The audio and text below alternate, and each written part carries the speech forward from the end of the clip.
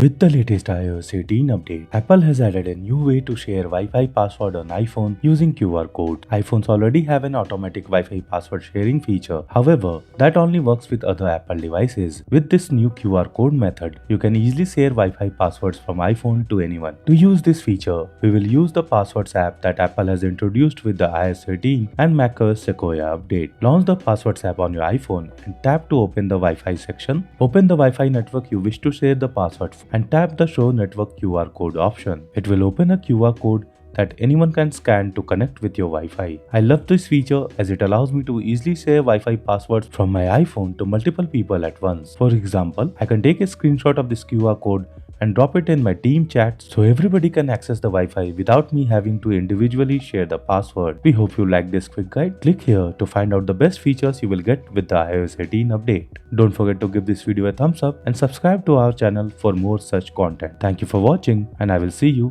in the next video.